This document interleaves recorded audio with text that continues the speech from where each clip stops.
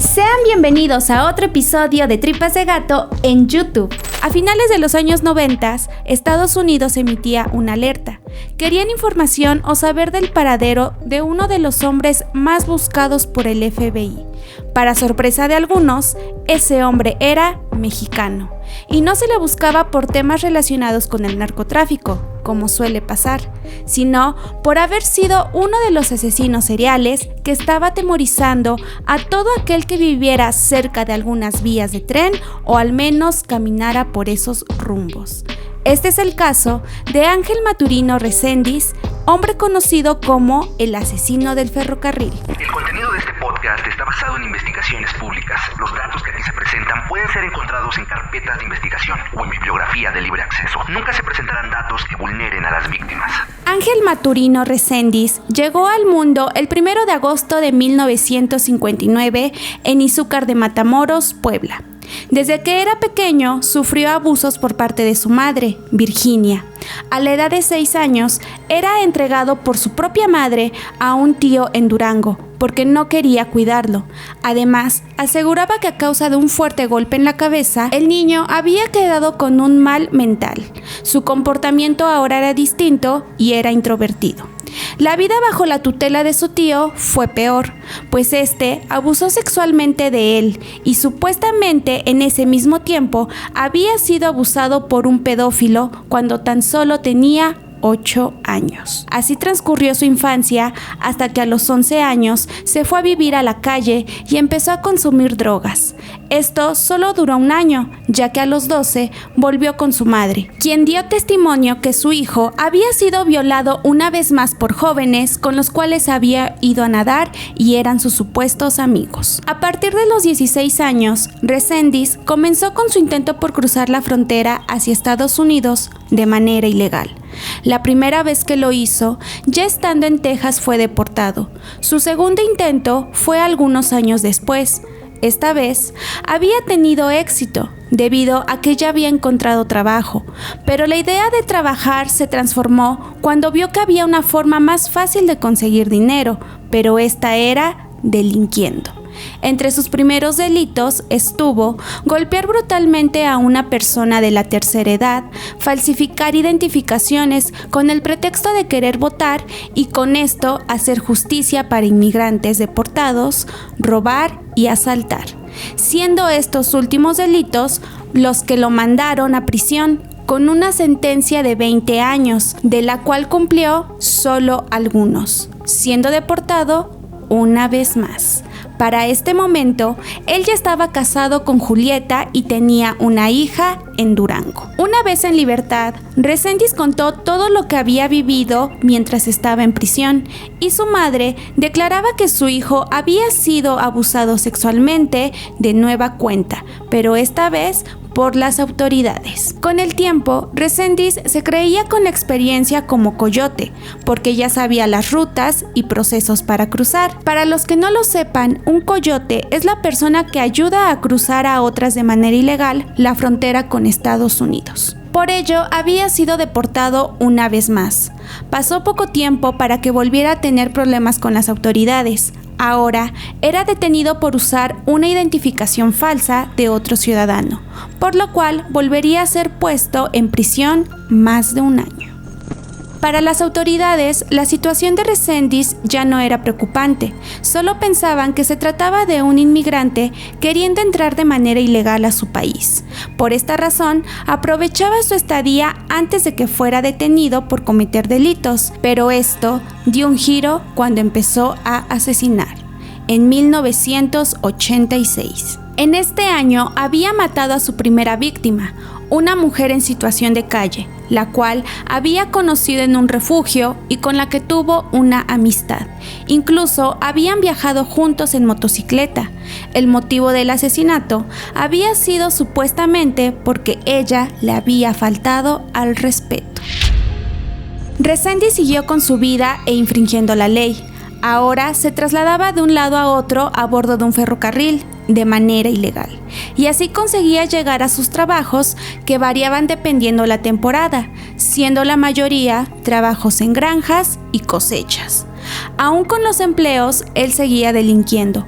por lo cual en 1991 una vez más era deportado por haber usado tarjetas de seguro social falsas para poder cobrar los seguros, querer meter armas de manera ilegal y usurpar la identidad no de una, sino de varias personas. Por eso era conocido entre la autoridad con diversos nombres. Se dice que eran alrededor de 50. Ese mismo año se sumaría a su lista su segunda víctima, Michael White, un hombre de 33 años a quien encontraron en un terreno baldío en Kentucky, al cual había asesinado con un ladrillo golpeando su cabeza, solo porque era homosexual. Pasaron algunos años y en 1997 Reséndiz volvía a asesinar, ahora en Florida, pero esta vez no solo fue una persona, sino dos, y además adolescentes, quienes habían escapado de su casa para casarse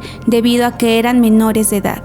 Ellos eran Jesse, que fue asesinado a golpes y abandonado su cuerpo a un lado de las vías del tren, y Wendy, a quien violó, estranguló y sodomizó. Ella en un principio estaba en calidad de desaparecida, pues las autoridades no sabían que para este momento ella ya estaba sin vida. Pasó poco tiempo para que siguiera teniendo más víctimas. Cerca de las vías del tren de Kentucky encontró a otra pareja.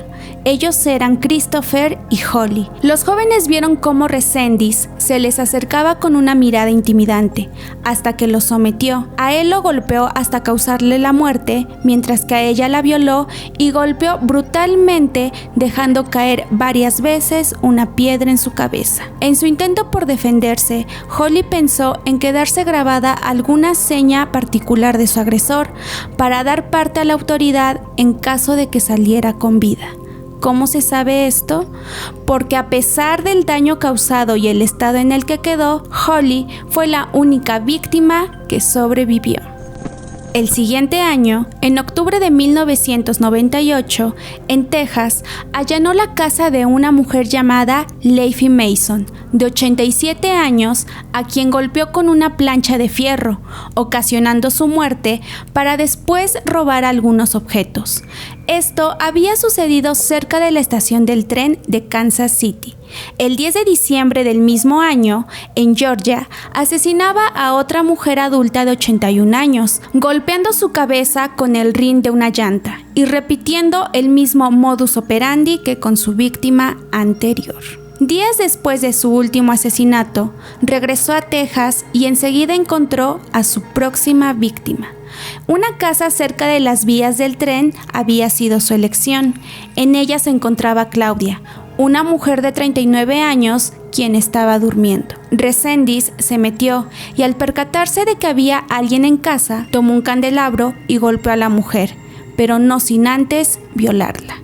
Además la apuñaló varias veces, dejando el cuerpo cubierto con una sábana. En su intento por huir, quiso robar el vehículo de su víctima, pero al fracasar en ello, no se percató que había dejado huellas por todos lados. Con el ADN obtenido, se tenía el registro de una persona que había sido detenida, pero lo que la autoridad no sabía es que esto sería el punto clave para dar con el famoso asesino del ferrocarril, ya que hasta ese momento aún desconocían el paradero del autor de los otros asesinatos. Reséndiz no tenía preocupación por ser detenido, pensaba que él siempre estaba un paso adelante de la autoridad y por eso seguía asesinando. El 2 de mayo de 1999, él entraba a la casa de un pastor que vivía al lado de las vías del tren de Texas. Él se encontraba con su esposa. Norman y Karen se encontraban durmiendo cuando con un martillo eléctrico los asesinó, destrozando sus cráneos y cometiendo necrofilia con el cuerpo de Karen. Para este momento, las autoridades ya alertaban sobre un posible asesino serial, al que rápidamente se le apodó el asesino del ferrocarril, y había un mapa del seguimiento de los lugares donde habían encontrado a las víctimas, que iba desde el noreste de Georgia hasta Houston, Texas. Como característica principal, las víctimas tenían golpes similares en la cabeza y los asesinatos habían sido cometidos cerca de las vías del tren. A pesar de las pistas obtenidas como ADN, las autoridades aún seguían trabajando en saber quién era el autor, además de que la víctima que había sobrevivido no sabían que tenía relación con este asesino. Reséndiz seguía asesinando y las pistas que iba dejando cada vez eran más evidentes, debido a que abandonaba las escenas sin miedo a dejar evidencia. Su siguiente víctima había sido una mujer de 73 años a quien le robó su auto y las autoridades lo encontraron con huellas de él. Por si esto fuera poco, una vez cometidos los últimos asesinatos, hasta antes de su captura, Reséndiz seguía siendo detenido en repetidas ocasiones y puesta en libertad por delitos menores, además de ser deportado una vez más. Todo esto sin saber que aquel sujeto que tenían frente a sus ojos era nada más y nada menos que el famoso asesino del ferrocarril. El 14 de junio, las autoridades por fin anunciaban que Rafael Reséndiz Ramírez, como también llegó a ser conocido, pues no olvidemos que usurpó la identidad de varias personas y en el registro lo tenían como tal, era buscado por los asesinatos cometidos a varias víctimas que tenían similitudes y ofrecían $125,000 a quien supiera del paradero de él o información al respecto. Incluso una green card si la información venía de alguna persona que estuviera de manera ilegal en Estados Unidos. Reséndiz seguía con lo suyo, sin importar que era buscado por el FBI. El 15 de junio asesinó cerca de las vías de Illinois a George, un hombre de 80 años, y Caroline, su hija de 52.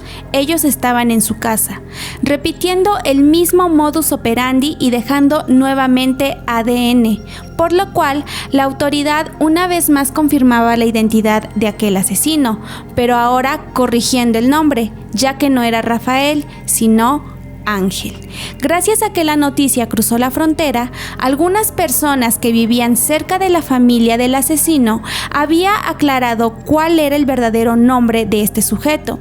De todos modos, era buscado bajo alguno de los tantos nombres que había usado. Ya con la información y pruebas que tenía el FBI, señalaron a Ángel Maturino Reséndiz como una de las 10 personas más peligrosas y buscadas. Lo que él no sabía es que las autoridades ya estaban en busca de su familia para obtener alguna pista. Fueron con Julieta, su esposa, quien habló todo lo que sabía al respecto. Es importante decir que ella no estaba al tanto de los asesinatos que había cometido y solo recibía objetos y dinero que según él le mandaba como fruto de su trabajo. Estos objetos fueron reconocidos por familiares de las víctimas. Además, Julieta dijo que él era un esposo ejemplar y jamás había sido violento con ella o con su hija.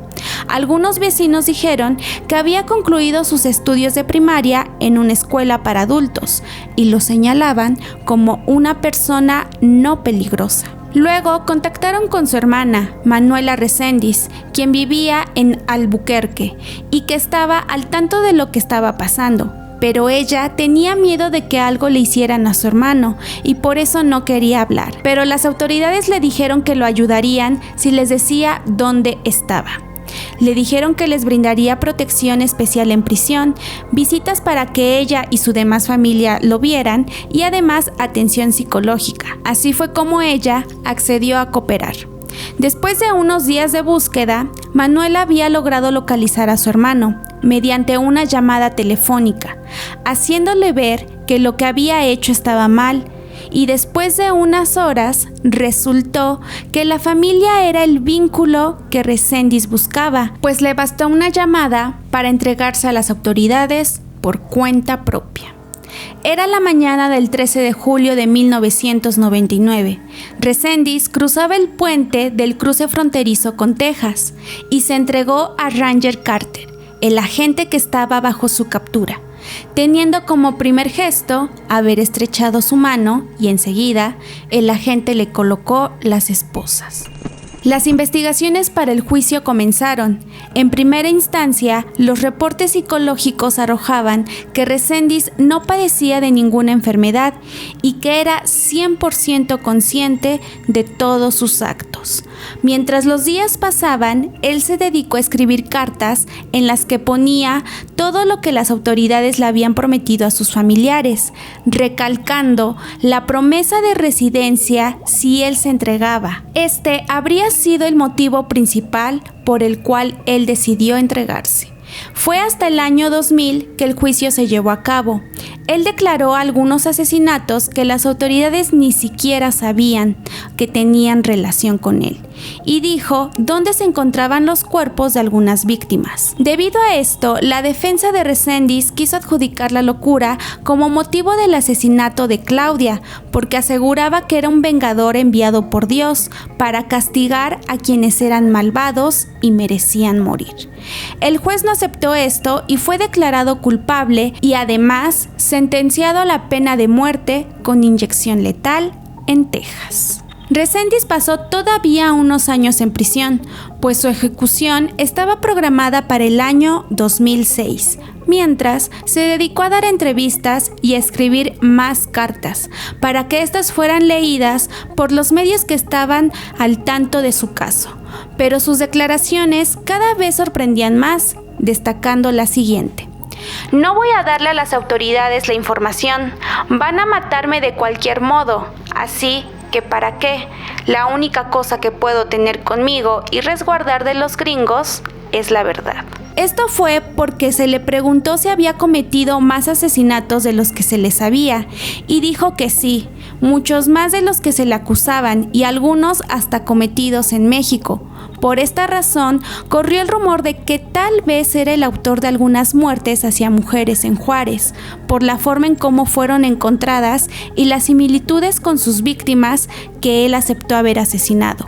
Pero esto solo quedó en especulación. Sobre todo, destacó el interés mediante cartas de querer que un presentador de noticias lo entrevistara. El presentador accedió a la entrevista y Reséndiz dijo que no se acordaba de nada de lo que había hecho, pero sí era consciente que había matado a más de 40 personas. Dijo que el asesinato que más recordaba era el de una mujer que quería hacerle brujería y por eso la había matado junto a su pareja, que era un cubano, y en esa entrevista declaró dónde lo había enterrado.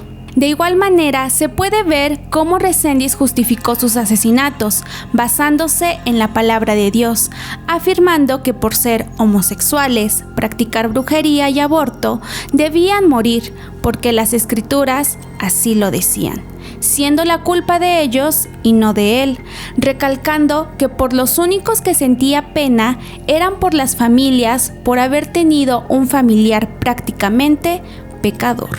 El 27 de junio de 2006, Reséndiz daba sus últimas palabras pidiendo perdón a los familiares de las víctimas, sobre todo al esposo de Claudia, por la cual había sido sentenciado con la inyección letal y quien estuvo presente ese día.